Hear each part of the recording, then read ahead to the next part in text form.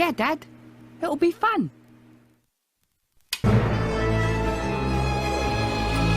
1 hour later.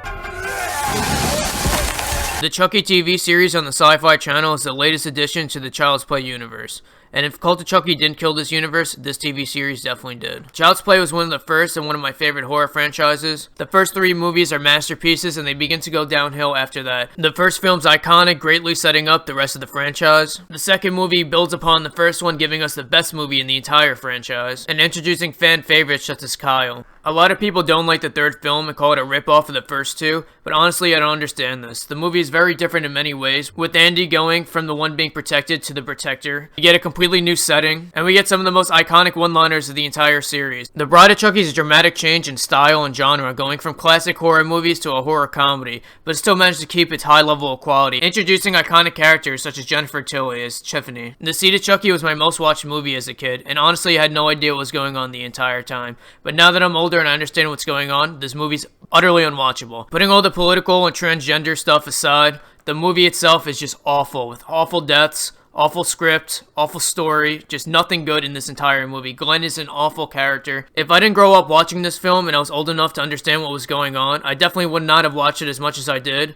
and probably would have killed the series for me here. Many years later, Curse of Chucky came out, and I was very hyped for this movie, and this movie was kind of returned to formula, but it was just very boring and slow and not much happened, but it wasn't a bad movie per se. Like The Force Awakens, it created a lot of potential going forward, giving us cool insight on Charles Lee Ray before he became Chucky, some cool characters such as Nika, and a cool end credit scene reintroducing both Andy and Tiffany back into the series. This set up Cult of Chucky to be one of the best movies in the entire franchise, finally getting the major showdown with Tiffany, Chucky, Andy, and Nika. But that's not what we get at all. Instead, we get The Last Jedi of the Child's Play series, where all our favorite characters and lore just gets completely shit on. Just to give you some insight on my experience with the Cult of Chucky, I was excited for months waiting for it to come out, and the movie leaked a week early. My friend and I, who are 2 of the biggest Chucky fans I know, rushed to watch the movie, and we had the same exact reaction going through. Me and my friend loved the beginning as it was a great start to the movie as we get to see Andy torturing the severed head of Chucky. We get a really cool looking doll and insight on the character of Andy, a character we loved for many years. After the title card, red flags of this movie began to show themselves. Firstly, the location of the mental ward. The all-white aesthetic hurts your eyes and is annoying to look at after a while. The next major red flag is when we're introduced to our next Chucky doll, and we see the voice of the doll is completely changed. We know this is a purposeful decision on the part of Don Mancini because the voice is completely normal in the trailer. We soon find out that the good guy doll is alive and it's the Chucky that we know and love. We just assume this is taking place at a different time because he still has his full body and is not with Andy. We are not given any convoluted time jumps. Instead of getting 3 out of order storylines with Chucky, we're just given 3 Chucky dolls. Now we have 3 of the ugliest looking Chucky dolls I've ever fucking seen and the dumbest plot I've ever heard of. Now it's time to destroy our 3 main characters. We're reintroduced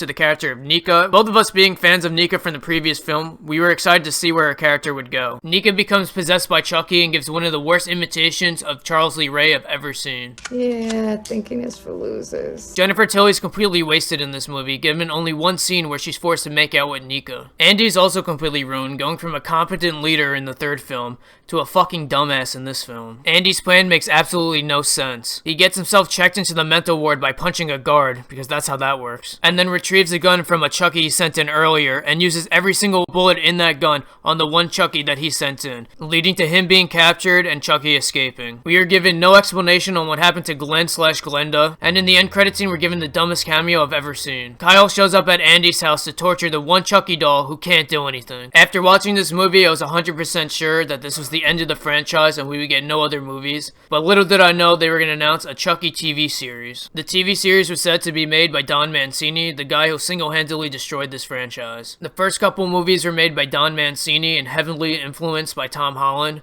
but once he gained full creative control in Seed of Chucky and everything since, it's been pure shit. Me and my friend who are longtime Chucky fans watched the series premiere and we could barely get halfway through it. I had to go back and watch it on my own, and I still barely wanted to watch it. Don Mancini has a bad habit of throwing LGBTQ stuff all over the screen. Not that there's anything wrong with it, but he has a bad habit of putting it before the story and characters. Instead of there being a gay character in Chucky, it's a gay story that happens to feature Chucky in it. There are more people talking about being gay in this episode than Chucky himself. Every 5 minutes there's a constant reminder that the main character is gay in some some way. And whether or not this main character was gay, I'm not interested in looking at the romantic life of a 14-year-old boy. This and the overall writing has to be the biggest problems of the Chucky TV series. There's absolutely no subtlety to anyone's performance or the dialogue. The main character is some weirdo who collects dolls and makes sculptures out of it. This aspect of his character, at least to me, is completely unrelatable, and it comes off really weird and something a real kid wouldn't do. The main character's cousin and main character's cousin's girlfriend